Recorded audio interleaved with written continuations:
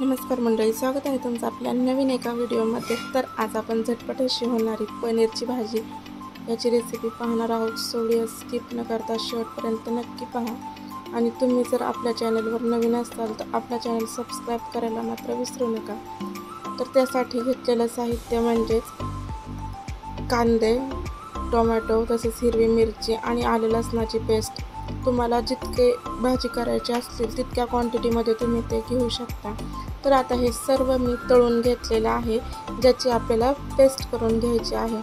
ते मिश्रण गार होईपर्यंत आपण या इथे घेतलेले आहेत ग्रीन पीस, म्हणजे तुम्ही कोणत्याही वाटाण्याचा वापर या इथे करू शकता। त्यानंतर त्यामध्ये घातलेलं आहे पनीर। यावेळेसचं पनीर आपण अमूलचं आणलेलं आहे। दरवेळेस आपण पनीर घरीच करत असतो, पण हे पनीर जास्त क्वांटिटीमध्ये करायचं होतं त्यामुळे अमूलचं इथे वापरलेलं आहे।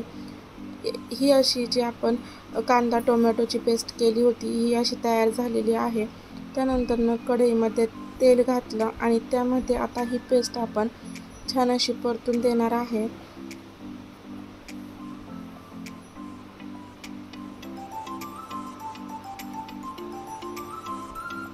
या इथे मी 5 ते 6 टोमॅटो, तसेच 7 ते 8 कांदे, हिरव्या मिरच्या, आलं आणि लसूण हे सगळं मिश्रण मी छान असं तळून घेतलं आणि त्यानंतर ते गार करून त्याची पेस्ट करून घेतली। आता हे मिश्रण थोडंसं परतल्यानंतर आपण त्यामध्ये घातलेली आहे आलं लसूणची पेस्ट। तर आलं लसूणची पेस्ट तुम्ही तेलातसुद्धा घालू शकता। त्यानंतरचे हे सगळे मसाले, आता मसाले तुम्ही तुमच्या अंदाजानुसार घाला। या इथे मी घेतलेले आहे हळद, मीठ, घरचा मसाला, लाल तिखट, बेडगी मिरची पावडर, कांदा लसूण मसाला, मटन मसाला, धना पावडर आणि पनीरचा मसाला।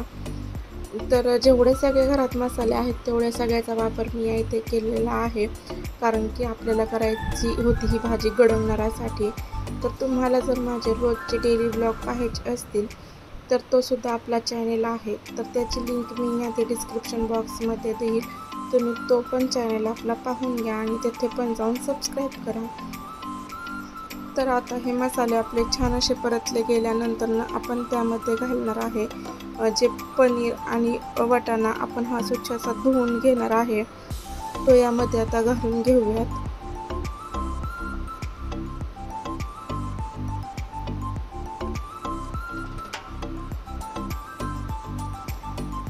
आता हे सगळं मिश्रण आपल्याला एकजीव करून घ्यायचं आहे। कसं असतं, पनीरसुद्धा नाजूक असतं, म्हणजे फुटण्याची शक्यता असते, त्यामुळे अल्लादच आपल्याला हे एकजीव करून घ्यायचं आहे।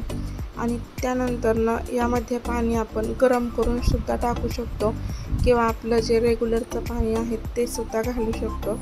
तर कोणाला घट्ट भाजी आवडते तर कोणाला पातळ भाजी आवडते। तर ही पनीरची भाजी तुम्ही तुमच्या आवडीनुसार करा। तर ही माझी पद्धत मी पनीर करायची दाखवलेली आहे। आता आम्हाला जास्त भाजी करायची होती त्यामुळे मी ती पुन्हा पातेल्यात काढून घेतली आणि छान अशी आटून दिली। तर अशी आपली भाजी तयार झाली। तुम्हाला जर ही भाजी आवडली असेल तर नक्कीच कमेंट करून सांगा आणि आपल्या चॅनल लाईक, शेअर, सबस्क्राईब करायला मात्र विसरू नका। व्हिडिओ पाहिल्याबद्दल धन्यवाद।